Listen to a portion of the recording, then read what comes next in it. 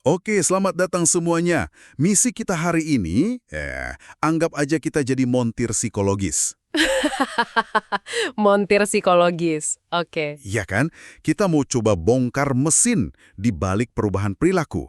Kita mau lihat apa sih yang bikin mesin itu jalan dan apa yang bikin macet. Benar-benar. Jadi ini bukan sekedar ngobrolin curhat ya, tapi kita bakal lihat apa fondasinya, apa bahan bakarnya, dan ada dua alat yang sangat berbeda buat ngebenerinnya pas lagi mogok. Betul. Dan sumber kita lengkap banget untuk ini. Lengkap banget, kita punya segalanya dari analisa, artikel, penelitian, panduan praktek. Jadi tujuannya, setelah obrolan ini, Anda punya semacam panduan yang jelas. Anda bakal paham kenapa perubahan itu seringkali berat, gimana kepercayaan itu dibangun secara profesional, dan ini yang paling seru. Dua alat utama buat dorong momentum. Satu lewat obrolan, satu lagi lewat tindakan. Siap ya? Mari kita mulai bedah. Mari. Oke, kita mulai dari fondasinya dulu. Ini bagian yang menurut saya luar biasa. Setelah puluhan tahun riset, dengan segala macam teknik canggih, CBT, psikoanalisis, apapun lah, salah satu prediktor sukses paling konsisten, itu ternyata bukan tekniknya. Sumber-sumber kita semua sepakat soal ini. Kuncinya ada di kualitas hubungan antara Anda dan terapis. Mereka nyebutnya aliansi terapeutik. Itu poin yang krusial banget. Dan yang menarik dari penelitiannya, ini tuh bukan cuma soal perasaan cocok yang abstrak gitu. Oh, bukan. Bukan. Ada 3 komponen inti yang beneran bisa diukur. Pertama, sifat kolaboratif. Kolaboratif. Maksudnya kerja tim gitu ya? Tepat sekali. Ini kerja tim. Jadi Anda bukan pasien pasif yang ya udah duduk dengerin nasihat. Tapi Anda berdua aktif cari solusi bareng. Itu satu. Oke. Kedua, ada yang namanya ikatan afektif. Wah, istilahnya agak berat ya. Iya, gampangnya sih Anda ngerasa klik aja. Anda ngerasa orang ini ngerti, nggak ngejudge, dan Anda nyaman jadi diri sendiri di depannya. Ada rasa nyambung gitu. Oke. Kerja tim, terus ngerasa nyambung. Yang ketiga? Yang ketiga, kesepakatan tentang tujuan dan tugas. Ini penting banget. Artinya, Anda dan terapis sama-sama tahu mau kemana, dan sepakat soal cara buat sampai ke sana. Jadi petanya harus sama ya? Harus sama. Tanpa peta yang sama, bisa-bisa malah nyasar kan? Jadi ya itu, kombinasi kerja tim, rasa nyambung, dan tujuan yang jelas. Nah, ini data yang bikin saya berhenti sejenak. Berbagai meta-analisis yang intinya studi dari banyak studi lain, itu nunjukin kalau kualitas aliansi ini nyumbang sekitar 7% dari keberhasilan terapi. Mungkin kedengarannya kecil ya, cuma 7%. Tapi coba deh pikirin lagi. Angka 7% itu murni dari kualitas hubungan manusia. Betul. Sebelum kita ngomongin metode atau teknik apapun, itu fundamental banget. Kayak sebagus apapun alat montir, kalau dia nggak bisa bangun kepercayaan sama yang punya mobil, ya hasilnya nggak akan maksimal. Tepat. Ini mengubah cara kita mandang kecocokan. Itu bukan lagi soal kenyamanan atau selera, tapi beneran komponen aktif dari penyembuhan itu sendiri. Wow. Dan sumber kita juga nunjukin fakta menarik. Penilaian Anda di awal sesi soal seberapa kuat aliansi ini seringkali jadi prediksi akurat tentang gimana Anda akan menilainya di akhir. Jadi kesan pertama itu beneran punya bobot. Oke. Jadi fondasinya itu rasa klik, sesuatu yang ya personal banget kan. Tapi gimana caranya para profesional ini bikin fondasi yang personal itu jadi kokoh dan jelas? Kan nggak bisa cuma, oke, kita kayaknya nyambung nih, ayo mulai. Gitu aja kan. Betul sekali. Nah, untuk itulah ada yang namanya kontrak klien terapis. Dan ini jauh lebih penting dari sekedar formalitas administrasi atau urusan bayar-membayar. Oke. Anggap aja ini sebagai peta jalan yang disepakati bareng. Tujuannya itu buat menciptakan kejelasan, menetapkan batasan yang sehat, dan yang terpenting memastikan adanya informed consent. Informed consent. Iya, artinya Anda tahu persis apa yang akan Anda jalani, apa hak dan kewajiban Anda. Jadi Anda masuk ke proses ini dengan kesadaran dan persetujuan penuh. Ini soal pemberdayaan sih. Jadi isi peta jalan ini apa aja? Dari panduannya kita lihat ada beberapa hal wajib. Jelas ada soal kerahasiaan. Penting banget itu. Iya kan? Dijelasin apa yang aman dibicarakan dan apa batasnya. Misalnya kalau ada situasi yang bahaya buat diri sendiri atau orang lain, terapis punya kewajiban hukum untuk lapor. Anda berhak tahu itu dari awal. Betul. Selain itu, ada juga penjelasan soal proses terapi itu sendiri. Apa sih yang bisa diharapkan dari tiap sesi, durasinya, frekuensinya, biayanya? Hal-hal praktis ya. Iya, hal-hal praktis kayak kebijakan pembatalan. Terus ada judul bagian hak klien dan terapis. Ini negasin kalau Anda punya hak buat nanya, mengkritik, bahkan stop terapi kapanpun. Dan terakhir, gimana proses ini akan diakhiri secara baik-baik atau terminasi kalau tujuannya udah tercapai. Oke, fondasi kepercayaan udah dibangun, peta jalannya jelas, harusnya lancar dong. Harusnya. Tapi kenyataannya seringkali nggak gitu. Kita semua pernah ngerasain ini.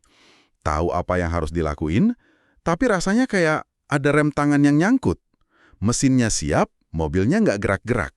Nah, sumber-sumber kita menyebut kondisi macet ini dengan satu kata kunci, ambivalensi.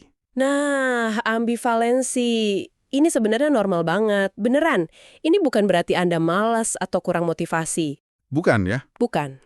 Ini kondisi di mana kita, ya maju mundur, punya dua keinginan yang saling berlawanan di waktu yang sama. Kita pengen berubah, tapi di sisi lain, ya nyaman juga sama kondisi sekarang. Contohnya gimana tuh? Contoh paling gampang, kita tahu harusnya makan salad, biar sehat. Tapi malam ini pizza kelihatan jauh lebih menarik.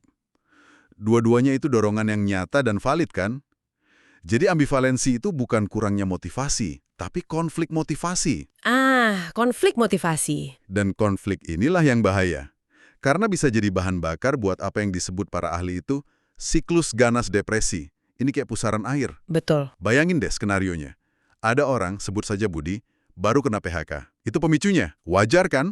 Dia ngerasa sedih, malu, cemas. Itu perasaannya. Wajar banget. Tapi karena perasaan negatif yang kuat itu, Budi mulai narik diri. Dia nggak mau ketemu teman, nggak angkat telepon, seharian di kamar aja.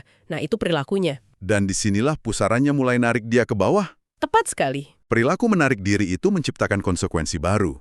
Dia jadi makin kesepian, hubungan sama keluarga jadi tegang, masalah finansial makin berat rasanya. Nah, itu dia. Masalah-masalah baru ini justru bikin perasaan sedih dan cemas di awal tadi jadi semakin kuat lagi. Dan siklusnya muter lagi, narik dia makin dalam. Dia menarik diri karena merasa buruk, dan karena menarik diri, dia merasa semakin buruk. Itu dia siklus ganasnya, terjebak di situ. Oke, jadi mesinnya macet karena ambivalensi, dan kejebak di dalam pusaran air. Sekarang, kita buka kotak peralatannya. Sumber kita menyoroti dua alat utama buat keluar dari sini. Dan yang menarik adalah, filosofi kedua alat ini beneran bertolak belakang. Mari kita lihat yang pertama, yang fokus ke percakapan. Wawancara motivasi, atau Motivational Interviewing, MI. MI ini seni sih menurut saya. Tujuannya itu bukan memberi motivasi dari luar, seolah-olah motivasi itu bisa dituang kayak air. Haha, iya juga. Tujuannya itu menciptakan sebuah percakapan, di mana Anda bisa menemukan motivasi yang sebenarnya udah ada di dalam diri Anda. Pergeserannya mendasar banget. Praktisi MI itu lebih kayak pemandu wisata daripada instruktur. Anda mungkin udah pernah dengar istilah-istilah di dalamnya ya, kayak change talk sama sustain talk. Betul. Change talk itu semua pernyataan yang dukung perubahan, kayak saya capek deh hidup begini terus. Kalau sustain talk sebaliknya, tapi kayaknya susah banget buat berubah. Nah, yang ditekankan sumber kita, praktisi MI yang baik itu nggak berburu change talk terus ngabain sustain talk. Tepat. Alih-alih begitu, mereka justru mengeksplorasi dua-duanya. Misalnya dengan pertanyaan simpel. Oke, apa aja sih hal-hal baik dari kebiasaan Anda yang sekarang? Oh, justru nanyain yang baiknya dulu? Iya, setelah klien jawab, baru dilanjutin. Makasih sudah berbagi. Nah sekarang, apa beberapa hal yang kurang baiknya? Ini bukan jebakan. Ini cara elegan buat ngebiarin orang itu dengar suaranya sendiri waktu nyuarain kedua sisi ambivalensinya. Dan seringkali, waktu kita dengar diri kita sendiri ngucapin alasan buat berubah, ada sesuatu yang mulai geser di dalam. Jadi ini bukan soal debat atau meyakinkan orang ya, tapi lebih kayak memfasilitasi dialog internal orang itu sendiri. Tepat. Dan prosesnya ngalir alami. Mulai dari menjalin hubungan engaging. Bangun kepercayaan dulu. Lalu focusing, obrolan ke satu area perubahan. Terus bagian intinya, membangkitkan evoking, di mana motivasi internal itu dipancing keluar.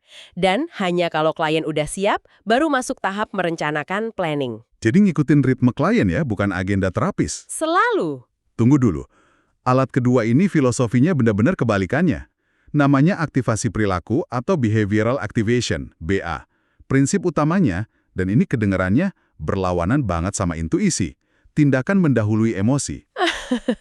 Jangan tunggu moodnya datang baru bergerak. Bergeraklah, maka mood dan motivasi itu akan nyusul. Ini kan aneh ya. Biasanya kita nunggu motivasi dulu baru ngelakuin sesuatu. Apa ini beneran seefektif itu? Saya ngerti banget skeptisismenya, kedengerannya emang kayak paksain aja dirimu gitu kan. Persis. Tapi ada logika yang kuat banget di baliknya loh, terutama untuk depresi. Kan tadi kita bahas di siklus ganas, depresi itu bikin kita pengen narik diri dan nggak ngapa-ngapain. Betul loh. Perilaku pasif itu justru ngasih makan depresinya. Jadi kalau kita nunggu motivasi dateng, kita bisa nunggu selamanya. Karena depresi itu secara aktif ngebunuh motivasi. Jadi BA ini motong siklusnya secara paksa. Betul. Logikanya kalau nungguin perasaan nggak berhasil, ya udah kita coba mulai dari tindakan. Wow, jadi ini kayak kita jadi detektif buat suasana hati kita sendiri ya. Caranya praktis banget. Sumber kita ngejelasin langkah-langkahnya. Pertama, pantau aktivitas. Seminggu penuh, Anda catat apa yang Anda lakuin tiap jam, terus kasih rating mood Anda dari 0 sampai 10. Beneran ngumpulin data. Setelah data kekumpul, langkah kedua, identifikasi pola. Anda lihat tuh catatan harian Anda. Aktivitas apa sih yang konsisten bikin mood naik, walaupun cuma 1 poin? Itu kita sebut aktivitas up. Dan aktivitas apa yang bikin turun atau stagnan? Itu aktivitas down. Oh, oke. Mungkin Anda sadar kalau misalnya scroll media sosial sejam itu selalu bikin mood anjlok. Tapi nelfon temen, walau awalnya males, ternyata naikin mood. Dan dari data itu, lahir langkah ketiga. Jadwalkan aktivitas up. Anda mulai secara sengaja masukin lebih banyak aktivitas up ke agenda mingguan. Kayak masukin jadwal rapat penting aja. Iya. Ini ngubah cara pandang dari saya merasa buruk, jadi apa yang bisa saya lakukan untuk merasa lebih baik? Tepat sekali. Dan aktivitas up ini nggak harus sesuatu yang besar loh, bukan langsung lari maraton. Bukan ya? Bukan. Mungkin buat seseorang dengan depresi berat, aktivitas up itu sesimpel duduk di teras sama secangkir teh 5 menit tanpa megang HP. Sumber kita mengkategorikannya jadi 3 jenis. Kesenangan, penguasaan, mastery, hal yang bikin ngerasa kompeten, sekecil ngerapiin tempat tidur, dan aktivitas yang sejalan sama nilai-nilai hidup Anda. Dengan melakukan ini, Anda secara aktif membangun spiral ke atas buat ngelawan spiral ke bawah dari depresi. Ini pertanyaan etis yang penting. Gimana kalau semua alat udah dicoba, tapi mesinnya tetap nggak jalan? Atau ternyata terapisnya sadar kalau dia bukan montir yang tepat buat kerusakan spesifik ini. Kapan seorang profesional harus ngerujuk klien ke orang lain? Ini bagian krusial dari praktek yang bertanggung jawab. Rujukan itu bukan tanda kegagalan, justru tanda profesionalisme. Oke. Ada beberapa senario yang jelas. Pertama, kebutuhan akan spesialisasi. Klien mungkin butuh pendekatan yang sangat spesifik, misalnya terapi untuk trauma kompleks. Kalau terapi saat ini nggak punya pelatihan mendalam di situ, merujuk adalah hal yang paling etis buat dilakuin. Selain soal spesialisasi, ada alasan lain? Ada. Misalnya kalau terjadi kurangnya kemajuan yang signifikan setelah berbagai pendekatan dicoba dalam jangka waktu yang wajar. Kalau klien terus-terusan nggak dapat manfaat, ya kepentingan terbaik klien adalah mencoba profesional lain. Dan dalam kasus yang jarang ya, bisa jadi ada masalah etika yang nggak bisa diatasi, di mana nilai-nilai pribadi terapis ternyata ganggu kemampuannya buat ngasih perawatan yang objektif. Nah, ini dia. Sumber-sumber kita menggarisbawahi satu hal yang penting banget di sini. Rujukan itu tidak pantas dilakukan cuma karena ada perbedaan latar belakang budaya, etnis, atau orientasi seksual. Itu bukan alasan yang valid. Sama sekali tidak. Justru itu tanggung jawab profesional terapis buat terus belajar, cari supervisi, dan melatih diri biar jadi kompeten secara budaya. Jadi nggak bisa lempar tanggung jawab ya? Nggak bisa. Merujuk karena alasan-alasan itu bisa dianggap sebagai bentuk pengabaian. Rujukan harus selalu jadi pilihan terakhir setelah mencoba berbagai cara lain.